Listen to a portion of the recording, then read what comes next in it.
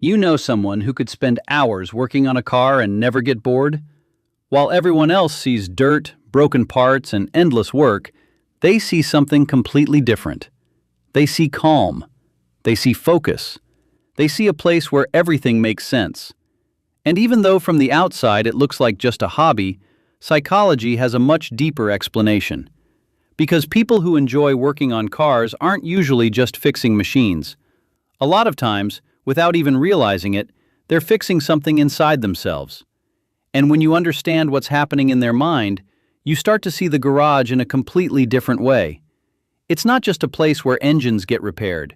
It's a place where some people find something the rest of us have been searching for years: peace of mind.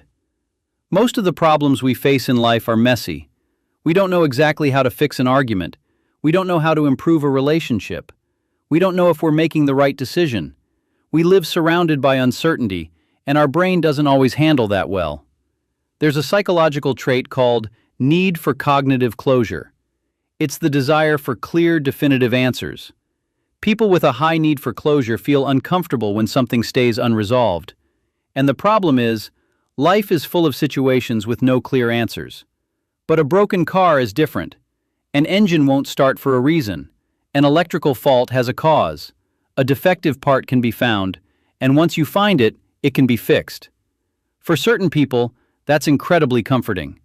Because for a few hours, they stop dealing with the chaotic problems of the world and start dealing with problems they can actually solve. Problems that have an answer. Problems that depend on them. That's why so many people feel an almost immediate calm when they walk into a garage. The rules are simple. If you do something right, it works. If you do something wrong, it doesn't. No double meanings, no mind games, no uncertainty, just cause and effect. And that's something surprisingly hard to find in modern life. But there's something even more interesting. Have you ever started an activity and suddenly completely lost track of time?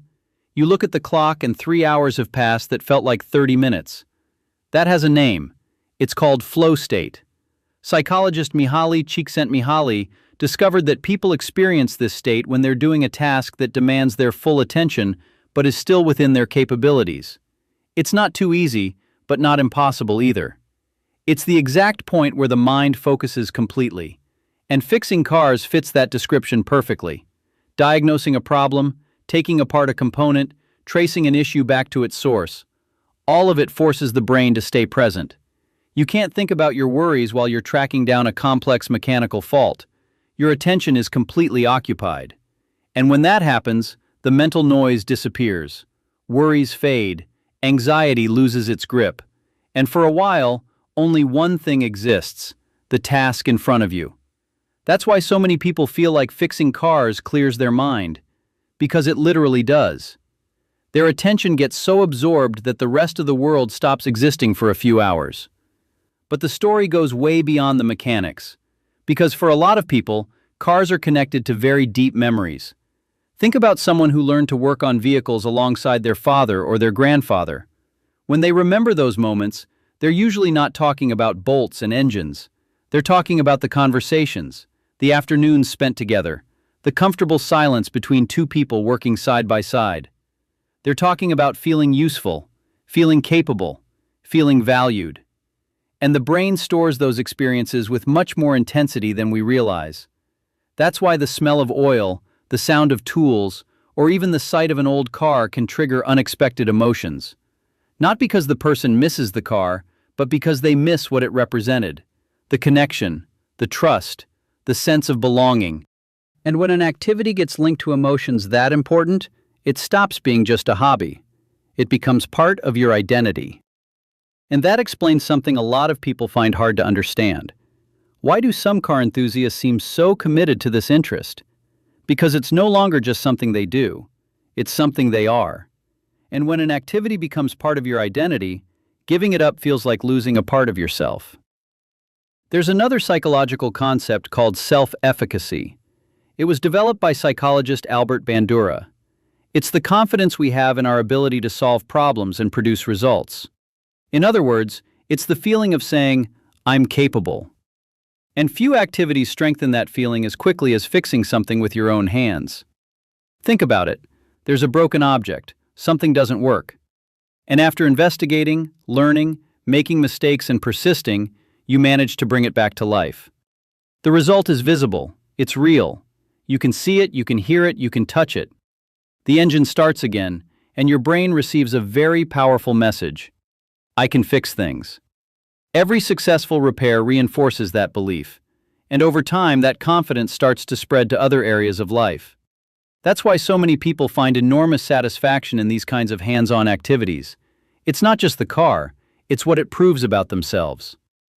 There's also a reason why some people would rather spend an entire afternoon in a garage than at a social gathering.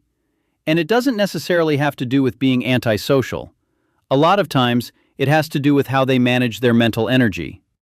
Some people recharge by interacting with others. Others recharge by focusing on activities they enjoy. For the latter, the garage functions almost like a psychological recovery chamber. They arrive exhausted, overwhelmed, saturated. And they leave much calmer than when they came in.